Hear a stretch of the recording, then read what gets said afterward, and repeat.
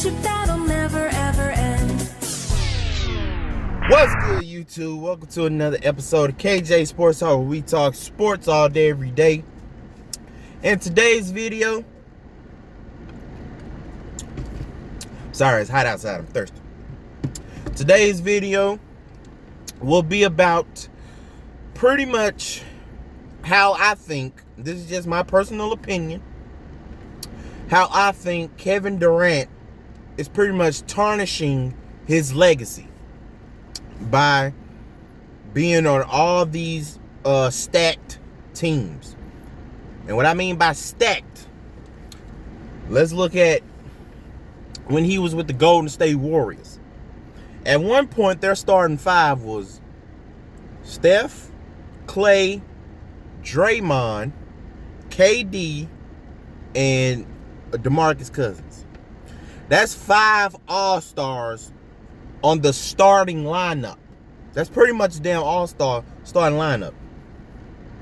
They could have started for the Western Conference in the All-Star game, because y'all got 5 All-Stars in the starting lineup on one team.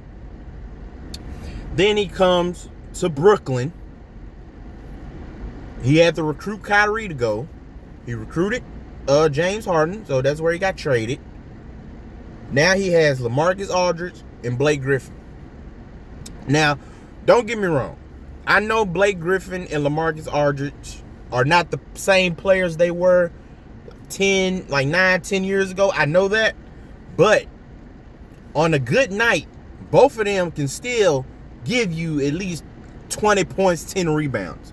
They can still give you that. So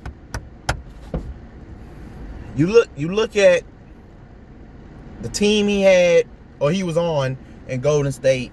Now looking at the team he's on now in Brooklyn, it's starting to come to my mind, like, why does it seem like he can't win unless he's on a stacked team?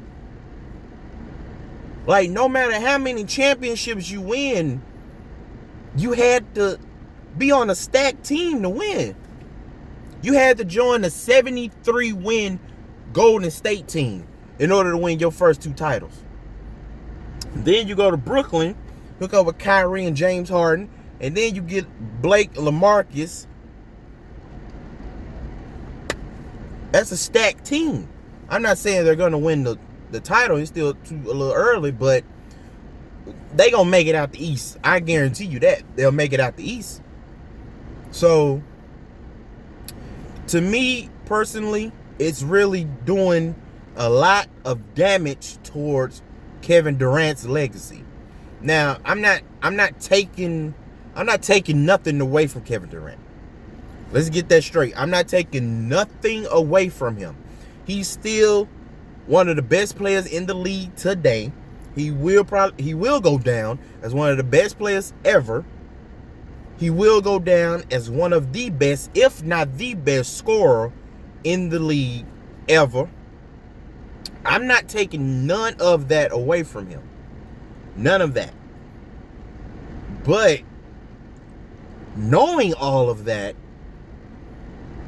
you should be able to win a title without being on a stacked roster the way that you have been in your past 2 teams. Now, I know a lot of people will say, oh, ain't no problem. LeBron did it. Again, this is my personal opinion. LeBron James, he had to leave Cleveland. That first time he left, he had to leave that team. Because even the year before he left, or the year he left, Cleveland wasn't even talking about getting any free agents to join LeBron. They was about to give LeBron the max deal. They wasn't trying to get nobody over there to Cleveland. They was going to give LeBron the max deal. So LeBron had to leave that team. He had to. And I know what you're saying. He went to Miami. That was a super team. I mean, if y'all want to say it's a super team, now after Ray Allen got third, then yeah. But before that, I mean, if y'all want to call it a super team, Because really, it was LeBron, D Wade, Chris Bosh had his moments, but he wasn't consistent with it. But he had his little moments. And then after that, it was just a bunch of role players. So, I mean, but if you want to call it a super team, okay. Then he comes back to Cleveland. I don't even consider that a super team. Because then, again, he had just him, Kyrie, Kevin Love was the same as Chris Bosh. He was not consistent with it. He had his days, but he wasn't consistent. He was kind of like an afterthought sometimes. And then after Kevin Love, it was a bunch of role players around. It was a good overall team, but it wasn't no super team. But when LeBron faced Kevin Durant in the finals in 2012, me personally, the Oklahoma City Thunder had the better overall team. They did.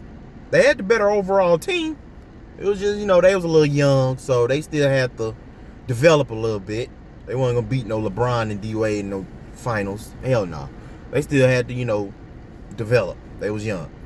But they still had the better overall team. And as time goes on,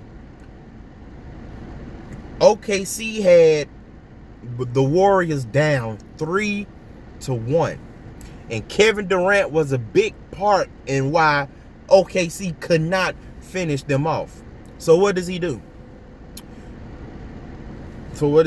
He leaves OKC and he hops on the bandwagon, which was Golden State, because they was the hottest team in the league at that moment, coming off of 73 wins. He jumped on that bandwagon, won 2 titles, left there, and say, I'm going to create my own damn super team in Brooklyn. I'm going to recruit Kyrie. I'm going to try to get them to trade for James Harden. I'm going to say, hey, Blake, LaMarcus, y'all come over here too. Join us. Come on. I'm going to make my own damn super team to win some titles.